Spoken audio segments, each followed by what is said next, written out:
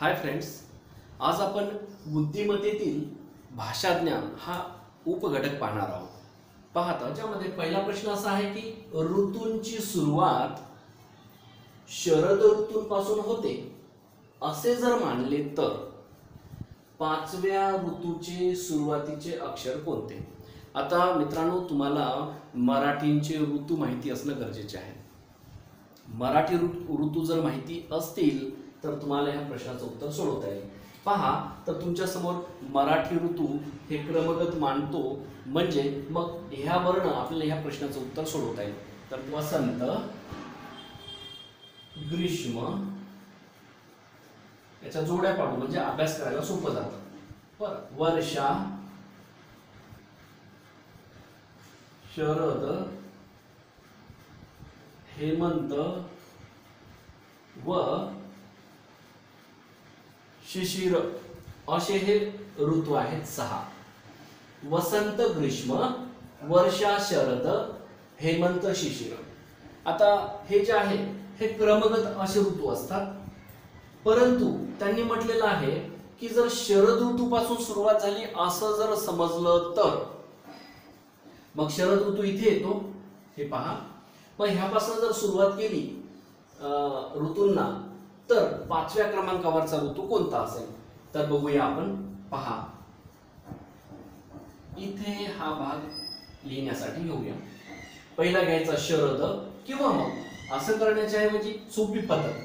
हा पहा, नंबर 1 ला शरद, नंबर 2 हेमंत, 3 शिशिर, 4 वसंत, 5 ग्रीष्म आणि 6 वर्षा.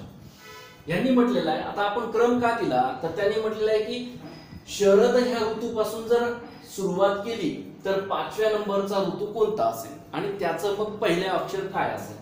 तर 5व्या नंबरचा ऋतू पाहायचा आहे आपल्याला. मग ह्याला क्रमगत असं मांडायचं तर त्यामध्ये भरपूर वेळ जातो.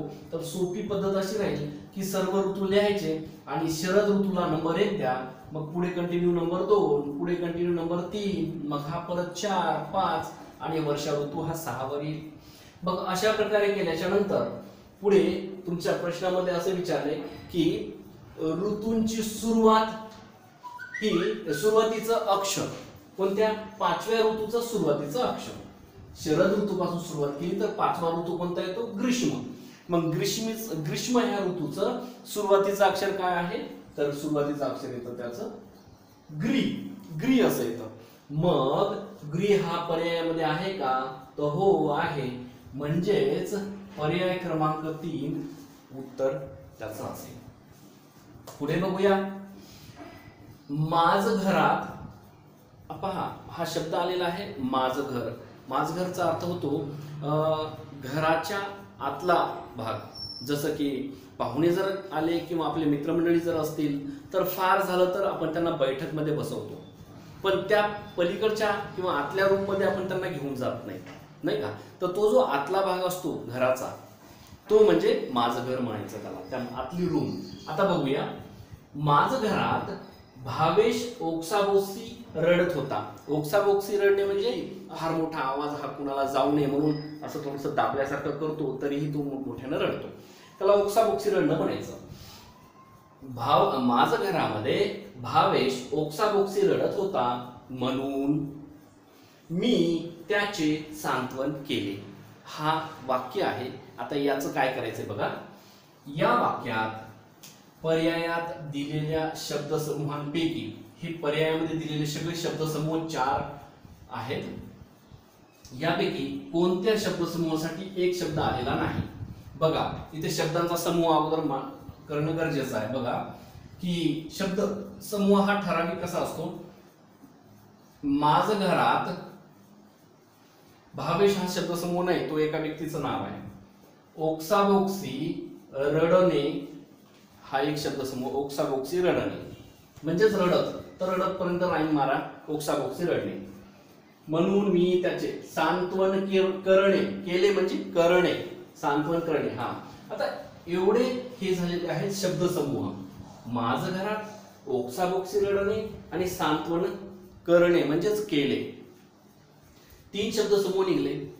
आता विचारलेलं आहे की यापैकी तिन्ही शब्दसमूहांपैकी एक शब्दसमूह असा वेगळा ह्या पर्यायांमध्ये आहेत, परंतु कोणता असा आहे यापैकी की ज्याला शब्दसमूह जो शब्दसमूह हा ह्या शब्दसमूहामध्ये नाही.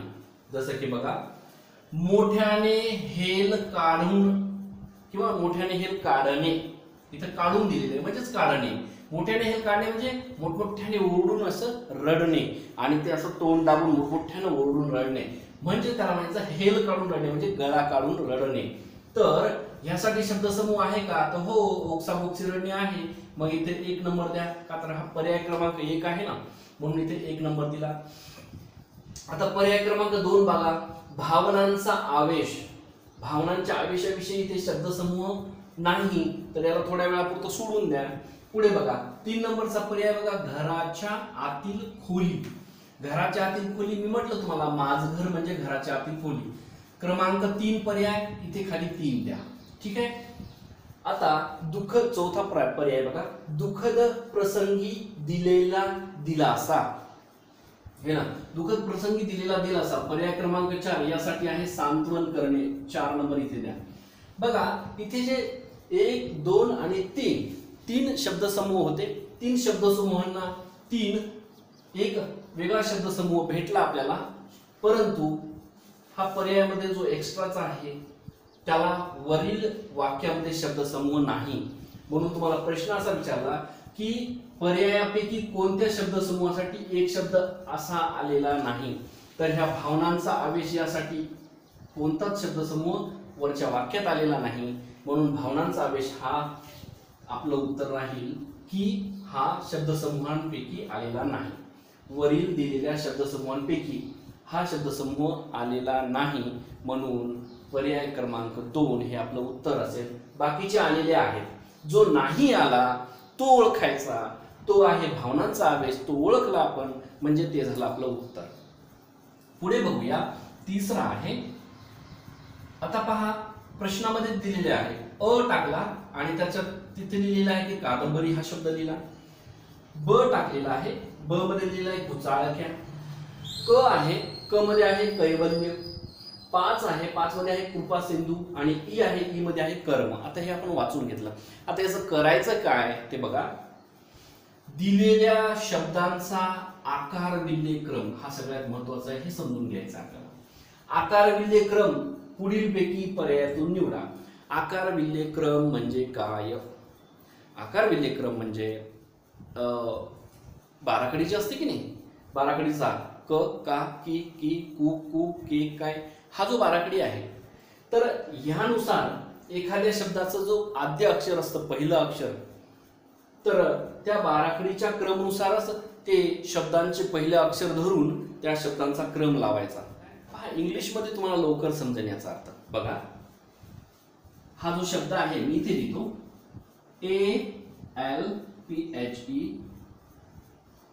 ALPHEBETICAL, alphabetical ORDER, order. Alphabetical order म्हणजे आपण म्हणतो की अल्फाबेटिकली शब्द लावायचे असतात.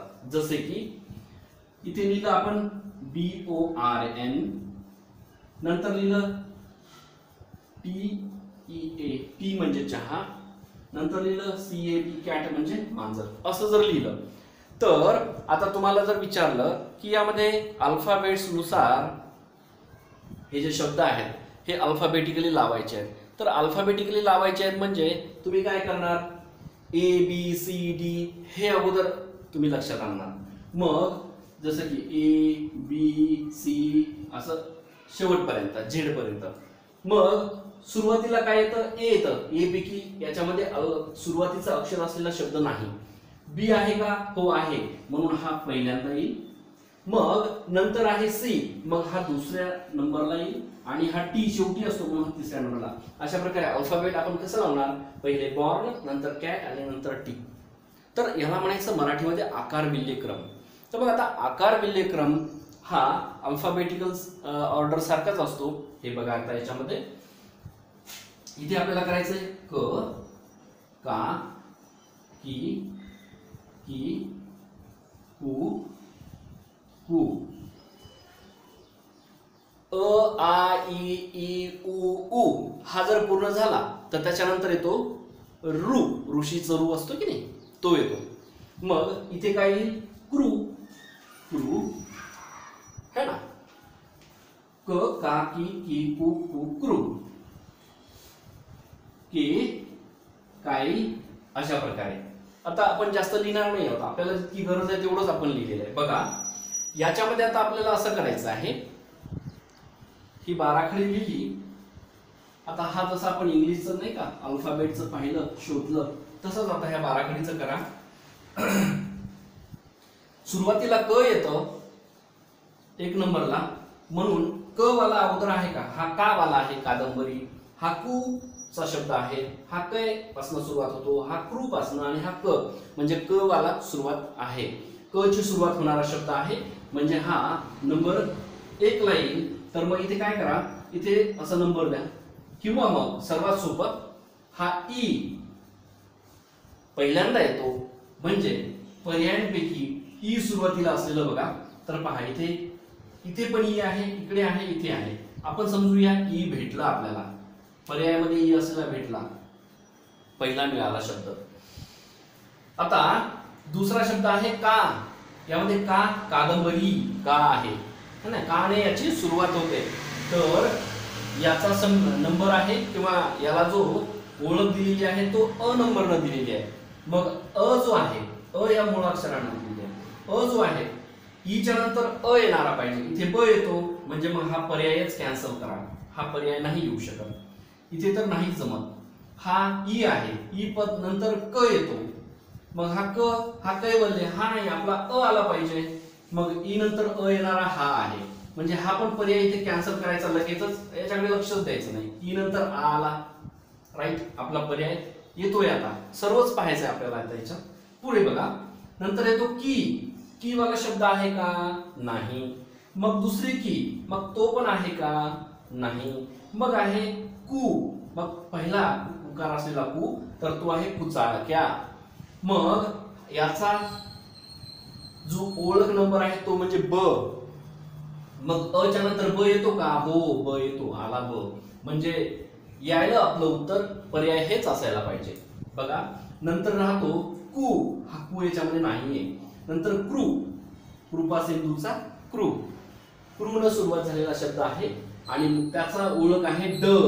मग इथे ड आहे का, हो आहे. आता राहतो शेवटी क, क बघा बरं, इथे कैवल्य कै, इथे कै आहे, केचा शब्दच नाही के वाला म्हणून कैचा आहे, तर मग कै वरून कैवल्य. मग शेवटी क, क आला का, हो आला. ई अ ब ड क असा त्याचा क्रम लागेल. हे झालं आकार विलय. मग क्रम कसा लागेल, ई वर्ण पहिलं येईल कर्म. बघा आता आपण इथे मांडूया, हे समजण्यासाठी मांडूया, परीक्षेमध्ये असं मांडून काही घेऊ नका. परीक्षेमध्ये सरळ त्याचं तुमचं उत्तर इथेच येतं, इथेच तुम्ही क्लिक करायला, आपलं उत्तर तर खरं हाच येते. बघा ई एक समजण्यासाठी मी इथे मांडतोय. ई वर्ण शब्द आहे कर्म. पुढे आहे अ, अवर्ण शब्द येतो कादंबरी किंवा कादंबरी. नंतर आहे ब, ब वर्ण शब्द येतो कुचाळक्या. नंतर आहे ड, ड वर्ण येतो कृपा सिंधू. आणि नंतर येतो क, त्याच्यावरनं येतो कैवल्य. आता याचा अर्थ असा होतो की हे जे शब्द आहेत आता हे लागलेले आहेत आपल्या आकार विल्य क्रमानुसार. आकार विल्य क्रम, याला आकार विल्य क्रम म्हणायचं, म्हणजेच इंग्लिशमध्ये याला अल्फाबेटिकली ऑर्डर असं म्हणू शकतो आपण. ठीक आहे, तर मित्रांनो फार सोपं आहे. आता पुढचा प्रश्न असा आहे, सा र ग व भ हा एक शब्द समूह दिलेला आहे. याला काही अर्थ नाहीये, परंतु हे जे अक्षर आहेत एका जागेवर आणून एक ह्या अक्षरांना आता काय करायचं हे पाहायचं की हा जो अक्षर समूह आहे, तर अक्षर समूह अक्षर समूहापासून एक अर्थपूर्ण शब्द तयार करा. ह्या अक्षर समूहापासून आपल्याला एक अर्थपूर्ण शब्द तयार करायचा आहे आणि ह्यामधले याच्या आणि जो अर्थपूर्ण शब्द बनेल त्याच्या मधला शब्द कोणता आहे, सॉरी त्याच्या मधला जो अक्षर कोणता आहे तो अक्षर या पर्यायापैकी असेल. या अक्षर समूहातून आपल्याला अर्थपूर्ण शब्द लिहायचा आणि त्यातल्या मधलं जो अक्षर आहे तो ह्या पर्यायापैकी असेल. आता बघूया आपण. सा र ग व भ काय बनेल की भ व सा ग र बनला. भ व सा ग आणि र. भवसागर हा शब्द बनतो. कोणता अर्थपूर्ण शब्द बनला? भवसागर हा बनला. मग आता ह्या शब्दाच्या मधलं अक्षर कोणतं आहे पहा. इकडनं 2 सोडून द्या, इकडनं 2 सोडून द्या, आतमध्ये राहतो सा. हा आहे मधला अक्षर.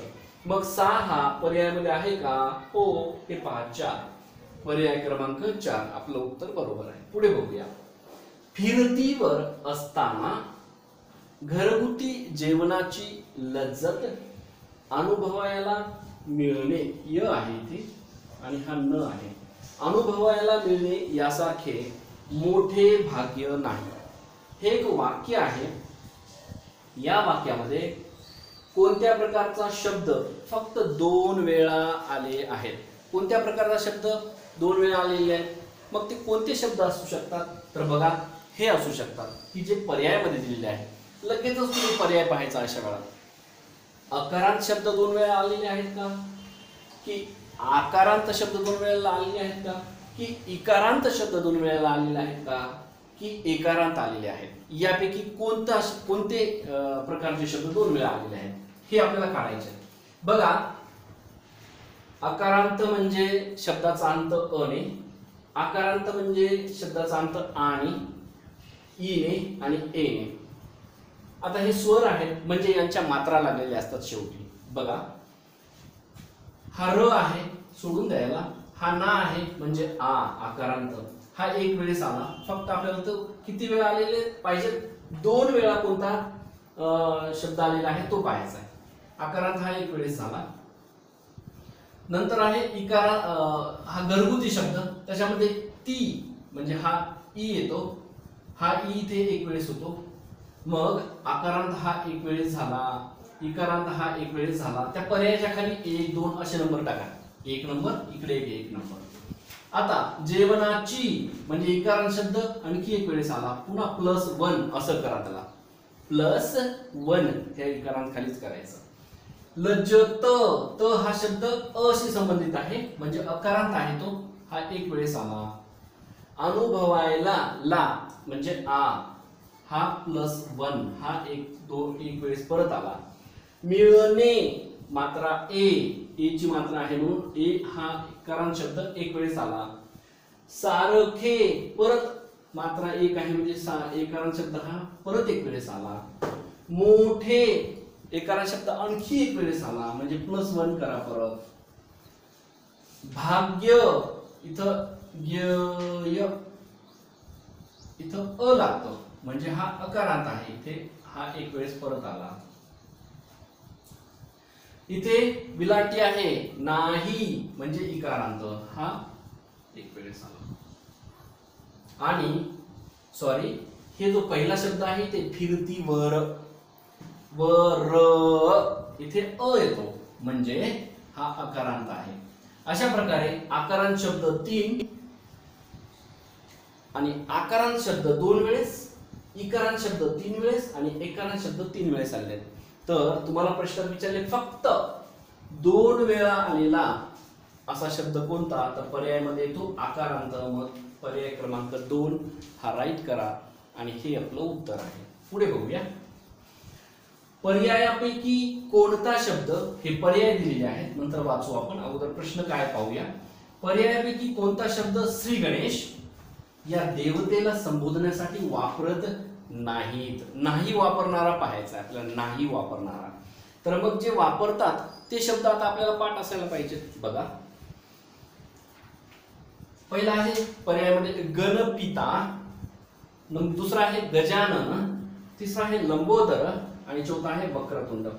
तर मित्रांनो, वक्रतुंड म्हणजे गणेश म्हणजेच गणपती याला शब्द वापरतात. वक्रतुंड म्हणजे गणपती, कारण कालच्या समानार्थी शब्दांमध्ये किंवा मागच्या व्हिडिओच्या समानार्थी शब्दांमध्ये आपण हे पाहिलेलं आहे. वक्रतुंड म्हणजे गजानन म्हणजेच गणपती, लंबोदर म्हणजे गणपती, गजानन म्हणजे गणपती, पण गणपिता हा शब्द त्याच्यात नाही. गणपिता हा शब्द नाही, कारण गणांचा पिता आहे महादेव. तर मग गणपिता हा शब्द नाही, म्हणून गणेशला हा शब्द वापरत नाही. तर आपलं उत्तर पर्याय क्रमांक 1. ठीक आहे, पुढे बघूया. महाबिलंदर हा शब्द दिलेला आहे पहा. महाबिलंदर हा जो शब्द आहे, हा शब्दातील अक्षरांपासून तयार होणाऱ्या अर्थपूर्ण शब्दाचा अर्थ पुढीलपैकी पर्याय नाही. कोणत्याला नाही ते पाहायचं आहे. आता हा एक शब्द आहे बघा, इथे घेऊया. हा महा बिलंदर, थोडं दूर दूर लिहून घेतला. महाबिलंदर हा शब्द इथे घेतला. ह्या शब्दापासून अक्षर मागे पुढे करायचे आणि एक अर्थपूर्ण शब्द बनवायचा, आणि त्या शब्दाचा समानार्थी शब्द म्हणजे पर्यायवाची शब्द ह्या पर्यायामध्ये असतील ते पाहायचे. बघा, महा हा एक शब्द झाला बघा. महा म्हणजे हे बघा. आता ह्या शब्दाचा आता 2 अक्षर एका जागेवर आणले, अर्थपूर्ण शब्द झाला महा. आता याला पर्यायवाची शब्द आहे मोठा. आपण समानार्थी शब्दांमध्ये पाहिलेला आहे, मोठ्याला महा पण म्हणतात. मोठा म्हणजे हा इथे लिहा मोठा. आता तुम्हाला मी लिहून याच्यामुळे सांगतोय की तुम्हाला समजावं, आणि छोट्या कमी वेळामध्ये कसं त्याचं उत्तर काढायचं हे पण नंतर सांगेल. महा मोठा. पुढे आहे बिलंदर किंवा एखादा शब्द. हा जो आहे हा घ्या, आणि इथं र आहे, हा होतो हार. झाला हार शब्द. हार शब्दाचा समानार्थी शब्द पराजय मिळाला. म्हणजे आता आपल्याला मोठा मिळाला, पराजय पण मिळाला, इथल्या पराजय. नंतर आहे आता हे दोन कटले, आता यांना परत परत घ्यायचं नाही. आता घ्या 1 2 झाले. आता बघा हा आहे द, आणि इथे र कंटिन्यू मध्ये येतो. मग इथे घ्या दर. दर म्हणजे किंमत. हा किंमत शब्द पर्यायामध्ये आहे, दरला पर्यायवाचे शब्द पर्यायात आहे, म्हणून किंमत याला एक राईट करून घ्या. आता कोणता राहतो मकरंद. हा शब्द असा आहे की ज्याला यामध्ये कोणतेही अक्षर मागे पुढे करा, मकरंदचा पर्यायवाची शब्द तयार होत नाही, म्हणून आपलं उत्तर मकरंद असं राहील. ठीक आहे, म्हणजेच पर्याय क्रमांक 3 असं राहील. तर आता मी तुम्हाला म्हटलं होतं की याला कमी वेळेत पटकन कसं करायचं. तर कमी वेळेमध्ये प्रश्नपत्रिकेवर तुम्ही पेन्सिल असेल तर तिथे पेन्सिलच इथेच तुम्ही खुणा करू शकता. हार, हार म्हणजे पराजय, आणि त्या पर्यायाला इथे राईट करायचं. जे भेटतंय त्याला राईट करायचं, कारण जो भेटत नाही तो तुम्हाला उत्तर म्हणून उत्तरपत्रिकेवर त्या वर्तुळाला गोल करायचा आहे. नंतर आहे महा, इथेच आहे. मग महा म्हणजे मोठा, मोठ्याला राईट करा. मग येतो दर, मग दर म्हणजे किंमत, याला राईट करा. मग राहतो जो मकरंद, एकच राहतो. तर त्याला जो आहे त्याला याच्यात कोणतेही शब्द फेरफार केल्याच्या नंतर पर्याय मिळत नाही, म्हणजे मात्र आपलं उत्तर आहे मकरंद, हे आपलं उत्तर असेल. ठीक आहे, मग याला नंतर गोल करायचा. ठीक आहे, ओके. तर अशा प्रकारे तुम्ही असंच जुळत राहा, आणि आपल्या तुमच्या ह्या उपघटकाशी संबंधित आणखी काही नवनवीन प्रश्न आपण तुम्हाला पाठवत राहू. आणि एवढंच काय, तर तुमचा जो स्कॉलरशिपचा जो बुक आहे, पुस्तक आहे, त्यातलेच प्रश्न आहेत, परंतु हे कसे सोडवायचे हे आम्ही तुम्हाला समजावून सांगतोय. आणि नवीन काही मिळतील तर त्याचं तर मग मी तुम्हाला सुरुवात करत असतानाच व्हिडिओमध्येच सांगेन की हे प्रश्न त्या स्कॉलरशिप पुस्तकातील नसून काही इतर आहेत आणि काही प्रश्नपत्रिकातील आहेत. तर हा सराव आपल्याला पुन्हा करायचा आहे असं म्हणेन, तेव्हा मात्र तुम्हाला समजून जाईल. ठीक आहे, धन्यवाद.